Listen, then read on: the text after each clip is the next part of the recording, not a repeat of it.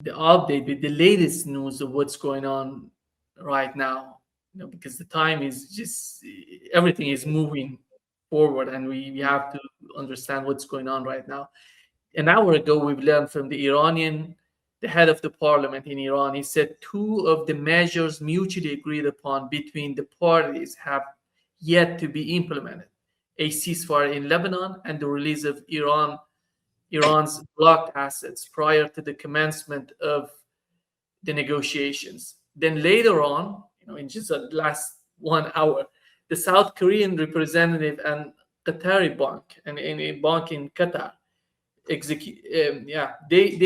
they announced that they're trying, because Washington has authorized the release of $7 billion of Iranian assets in Qatar in the South Korean account. They authorized that. The other good news, I think it's much more important, is the case of Lebanon and Israel.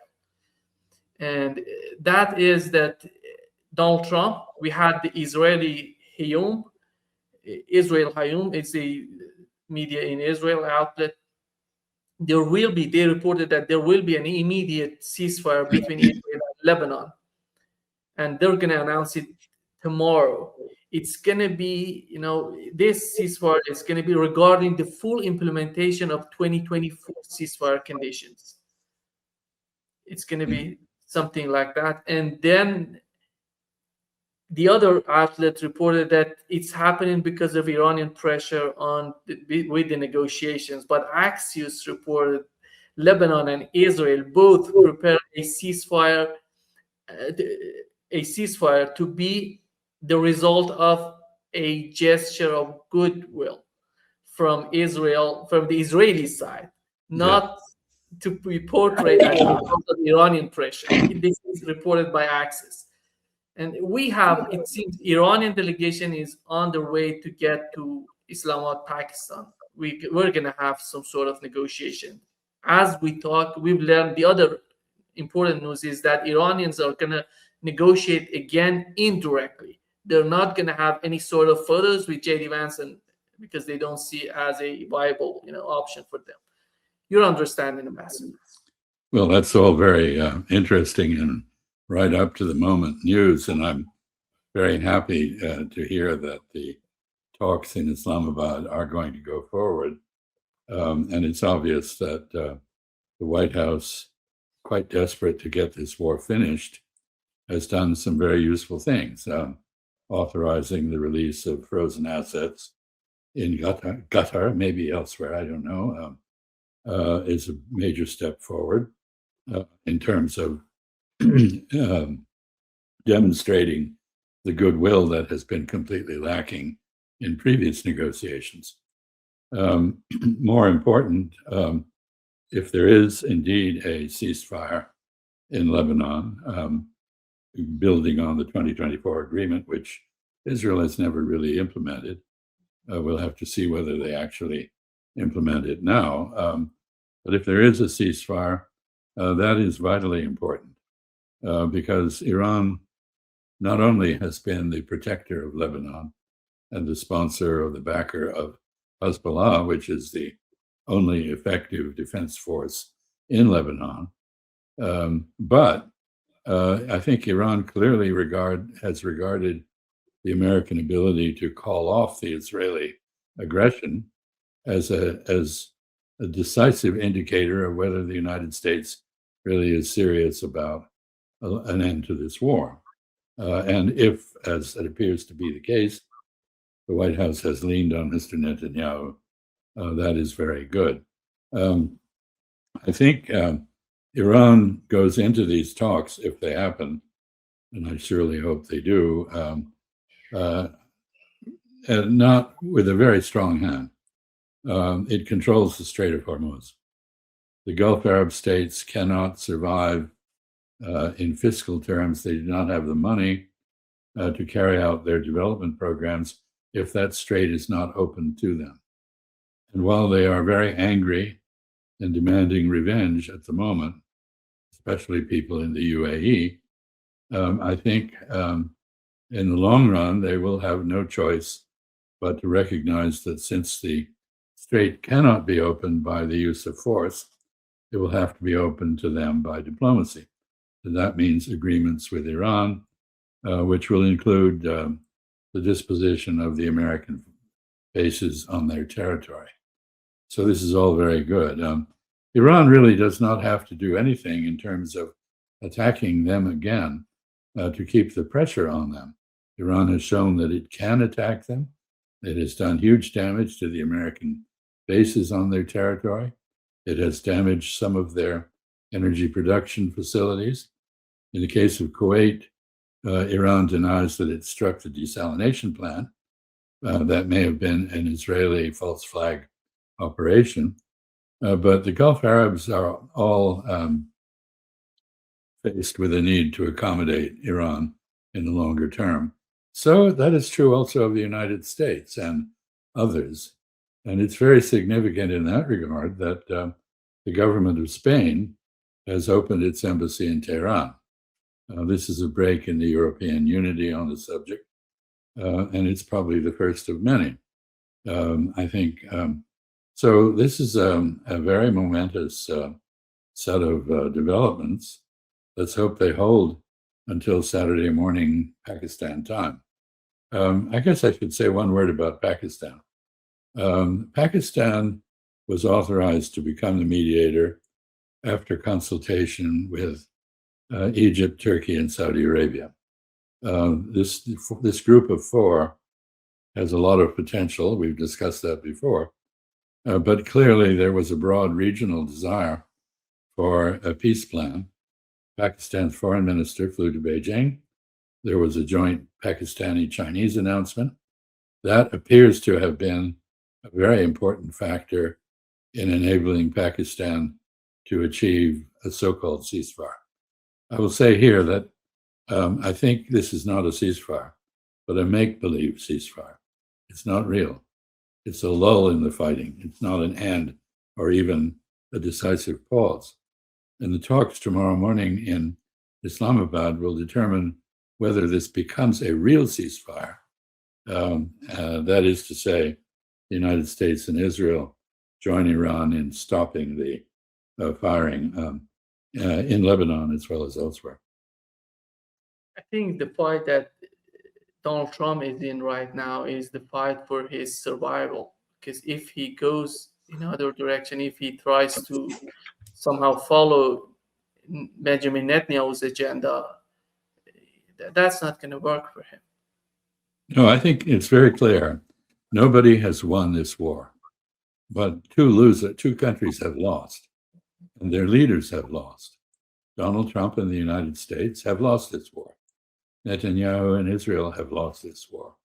Netanyahu's effort to redeem or to gain a victory in the midst of defeat by invading Lebanon has also failed, not just because Iran clearly demanded that Lebanon be treated fairly, but because Hezbollah has put up a very good fight.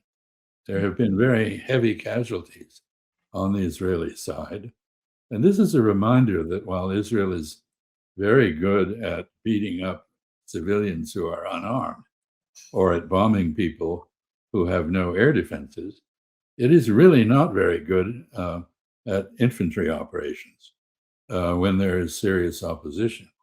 So we understand that many Merkava tanks, the tanks that Israel has designed in fields, have been destroyed. Each one has a crew of four.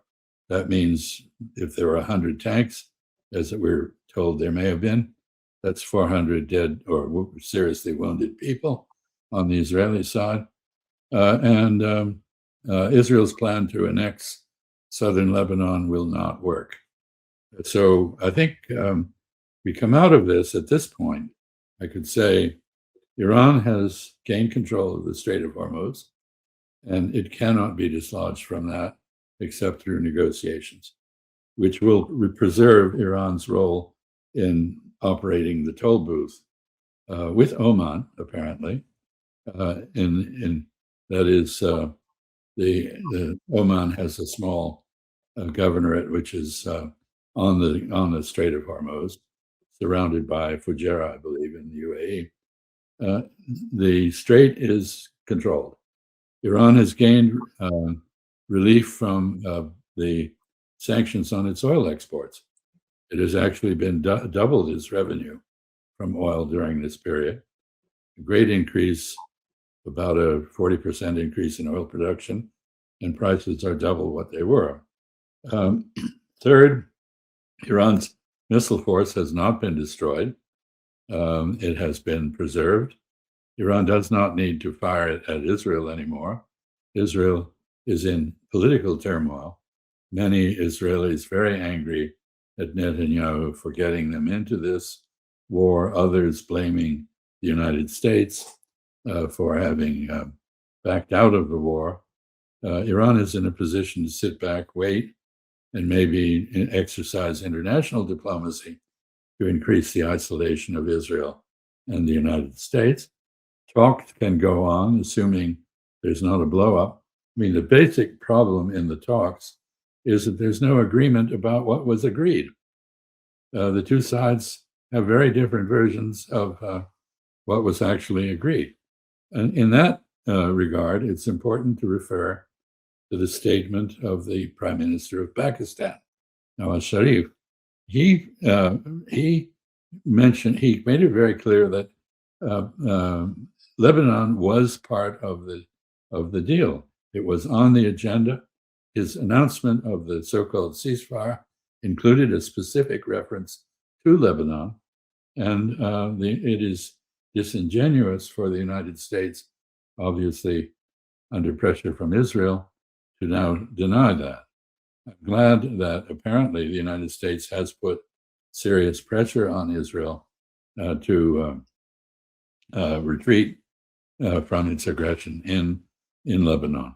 I don't know what the nature of that pressure was, but I'll just say a few things. First, Israel cannot conduct any war of any kind without American support, logistical support, weapons, ammunition, and so forth.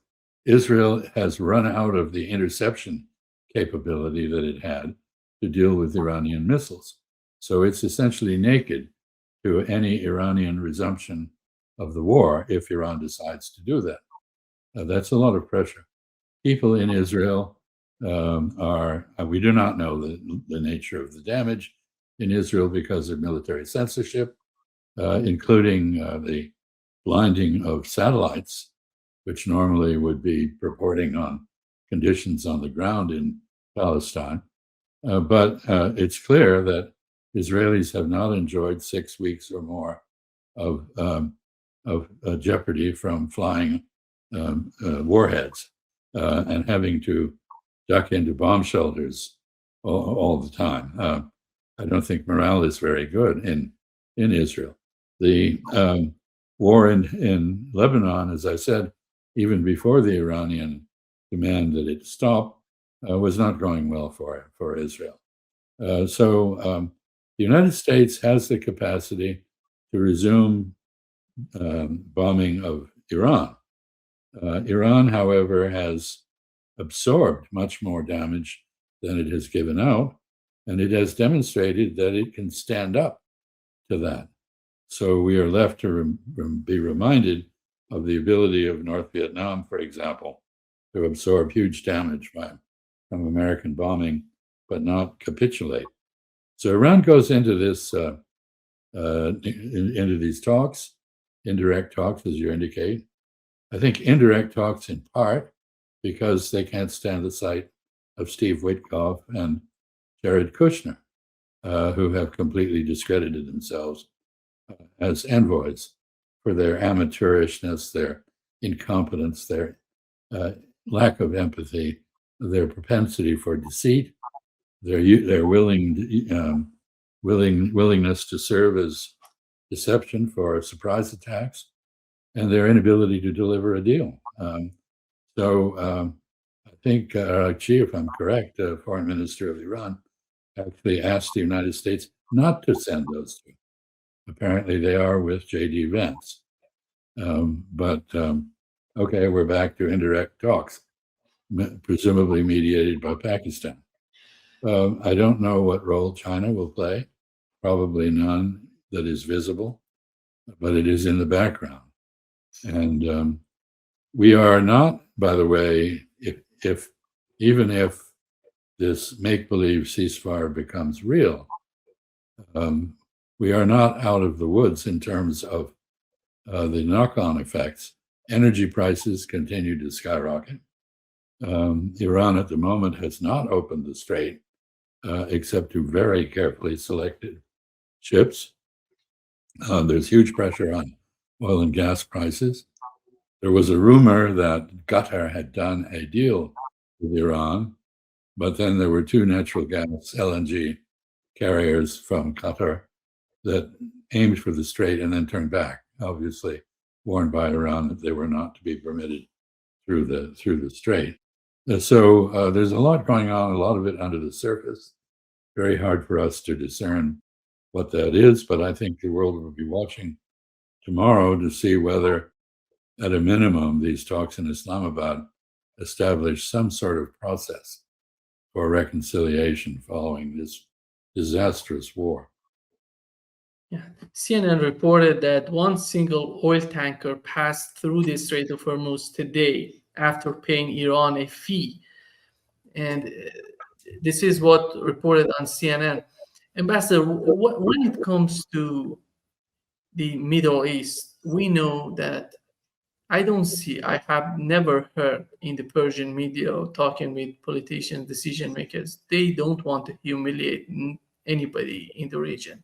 They want a good relationship, partnership in the Middle East.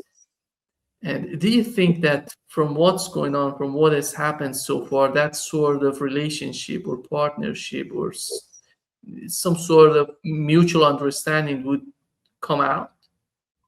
It's going to take quite a while. It will not happen overnight. You cannot hurt people, injure them, destroy their property, reduce their livelihood, threaten them, and then expect a big smile and a hug from them. This will not happen. In the end, however, the logic of the situation, as I indicated, is that they really don't have any choice. That is, the Gulf Arabs. In the end, they will have to reach an accommodation with Iran.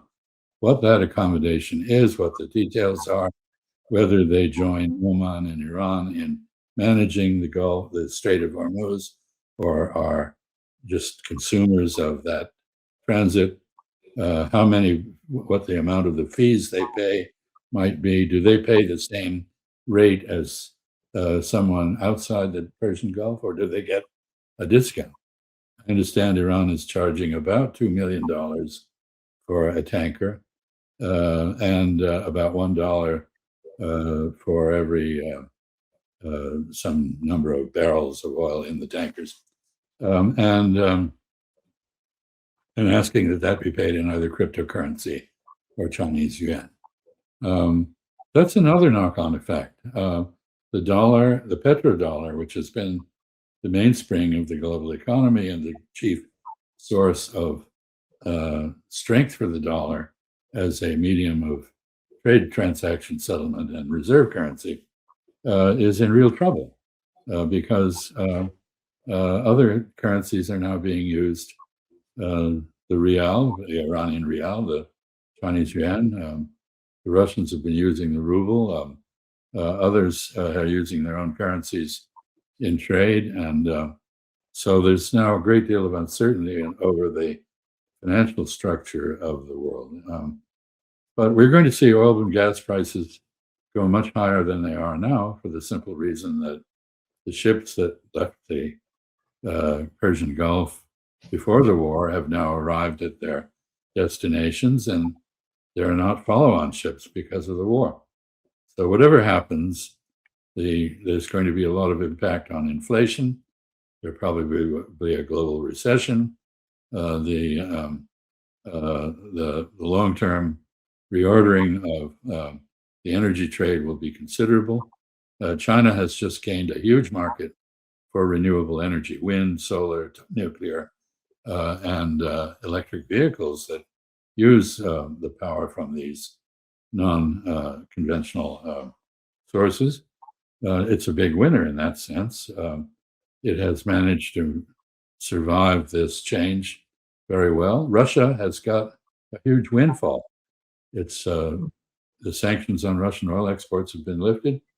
India, which used to get a discount for Russian oil from the global price, I think it was paying about $47 a barrel, and the global price was in the 60 plus dollar level, is now paying $110 a barrel. So the burden on Indian finances is very considerable, and that's true of others. So the knock-on effects of this thing are going to persist regardless of what happens tomorrow at Islamabad. I think that could be when we look at the Iran's 10-point proposal. Basically, they're talking about putting an end to the war on all fronts. They're talking about all the Lebanon, Iran, all together. The other point is with the sanctions, primary and secondary sanctions that are important. The Strait of Hormuz, by the way, is one of them. Looking at the points, basically talking about the sanctions on the part of UN Security Council, that sort of problem that Iran has been dealing with for such a long time since Ahmadinejad, the former president of Iran. I think that it doesn't seem that the proposal is that much radical to be agreed on. And what is your understanding of that? Well, it's consistent with an Iranian position that goes back many years.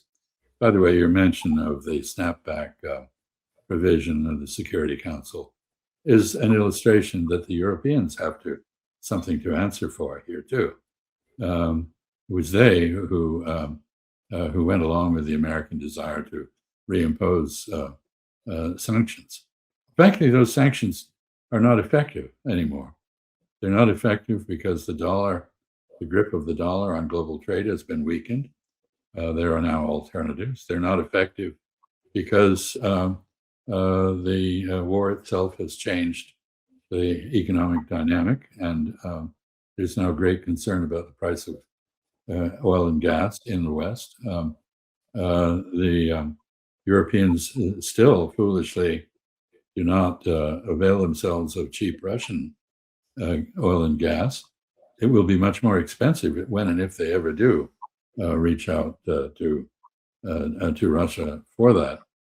So this is, as you said at the outset, there's a lot in motion, and I don't know how much will be clarified in the meeting tomorrow beyond, as I said, the obvious point that on some things we're not going to be able to agree.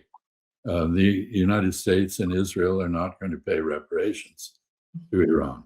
That I can say that is politically impossible. However, Iran stands to gain huge revenue from the tolls on the Strait of Hormuz.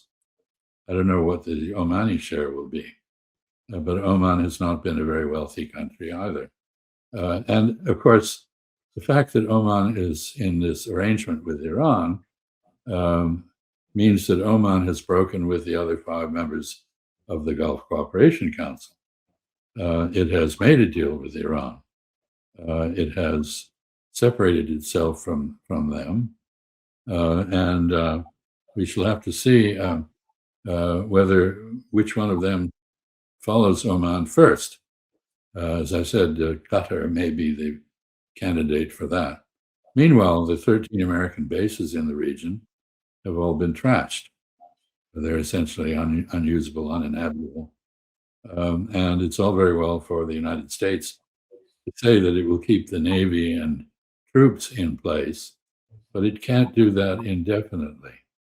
So as time goes on, the pressure on the United States to remove those forces is going to go up.